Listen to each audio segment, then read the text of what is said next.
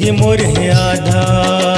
एक मुहना करे कतः जादू टोना। ए राधा तोर बिन जिंदगी मोर है आधा। निंदिया नहीं आवे मोला कुछ नहीं भावे मोला। नहीं तो भुलाओ तोला तय हृदय में चोला। सुध मातुर हो गई मोला रोना। एक मुहना करे कतः जादू टोना। ओ राधा तोर बिन जिंदगी मोर है आधा।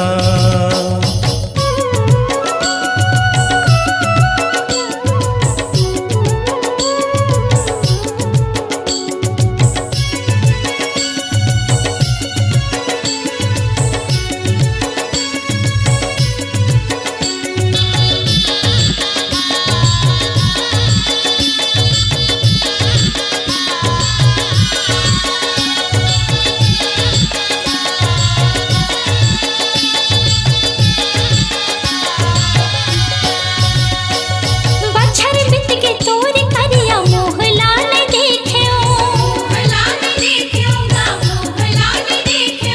बिरहा के अगिन मंझर के प्रेम पटिया लिखियो। हाँ बछर बित के तोर करिया मोहला ने देखियो। बिरहा के अगिन मंझर के प्रेम पटिया लिखियो। तब भूल गया बस नहीं सुध मोर ले बस नहीं। तब भूल गया बस नहीं सुध मोर ले बस नहीं। दिल लगे के पड़ गए पछताना। एक मुहना करे कतः जादू टोना। ओ राधा तोर बिन जिंदगी मोर है आधा।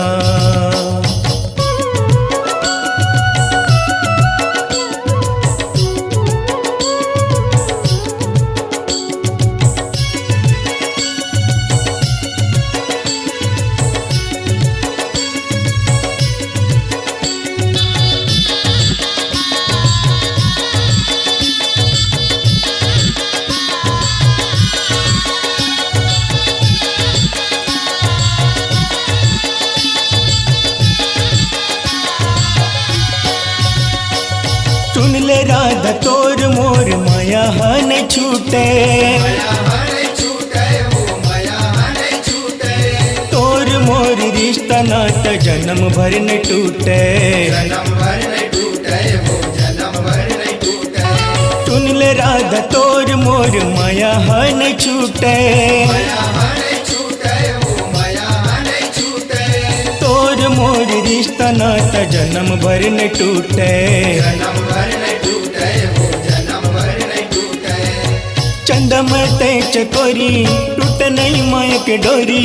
चंदा में ते चकोरी टूट नहीं माया के डोरी। अजर अमर तोर मोर बंधना।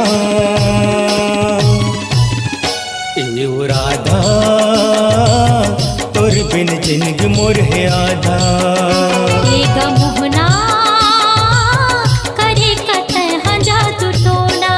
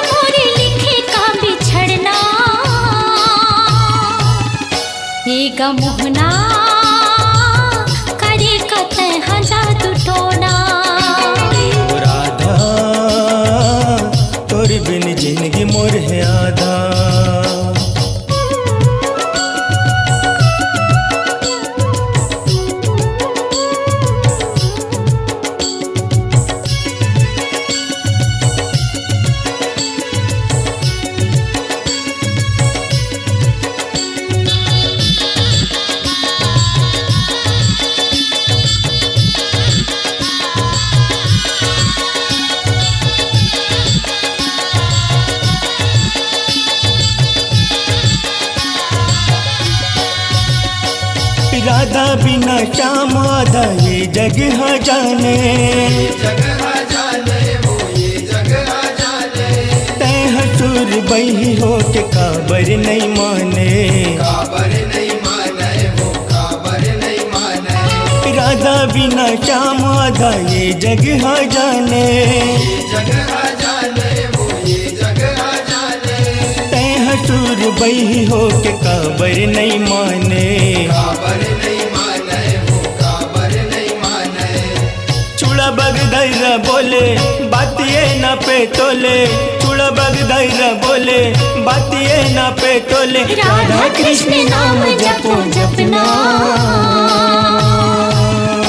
एगा मोहना करे कतः जादू टोना, राधा तोर बिन जिंदगी मोर है